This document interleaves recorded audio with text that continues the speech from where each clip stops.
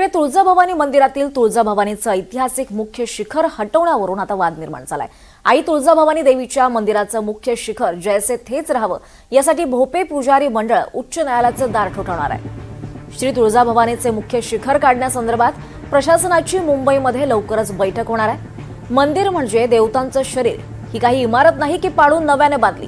ज्या ठिकाणी इजा पोचली त्या ठिकाणी दुरुस्त करा अशी मागणी भोपे पुजारी मंडळाची आहे। शंकराचार्य आणि द्रविड शास्त्रींना देखील गाफील ठेवून मंदिर प्रशासनानं खोटी माहिती दिल्याचा पुजारी मंडळाचा आरोप आहे। या संदर्भात भोपे पुजारी मंडळाचे अध्यक्ष अमरराजे कदम यांच्याशी संवाद साधलाय आमचे प्रतिनिधी ओमकार कुलकर्णी यांनी। विभाग जतन आणि संवर्धन करण्यासाठी निर्माण झालेला आहे, परंतु जर मंदिर पूर्ण पाडून शिखर पाडून जर यांना बांधकाम करायचं असेल तर हे अत्यंत चुकीचं आहे। याचा आम्ही निषेधच व्यक्त करतो। परंतु आज या ठिकाणी सुरुवातीपासून मंदिर संस्थांना पाडण्यासाठी ह्यांनी कशी भूमिका घेतली तर की वेगवेगळे त्यांनी स्ट्रक्चर ऑडिट करण्यासाठी जी तपासणी करण्यासाठी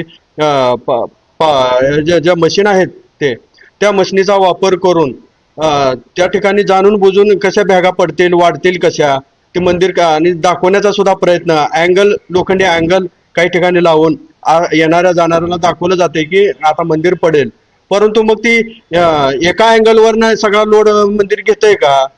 मग केवळ उगा दाखवण्यासाठी हे अँगल भाविकांच्या पैशाचा मंदिराच्या पैशाचा अपव्यय नाही का? हे गुत्तेदार पोसायचं आणि ह्याच्यामध्ये पैसे मलिदा खाण्याचंच काम हे चालू आहे। या ठिकाणी देवीचं पावित्र्य राखलं जात नाही असं आमचं ठाम मत आहे।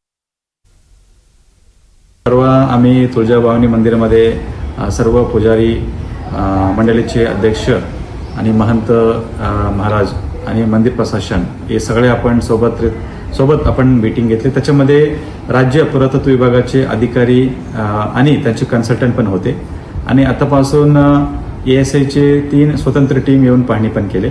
त्याचे अहवाल आता पुरातत्व विभागाकडे आहे।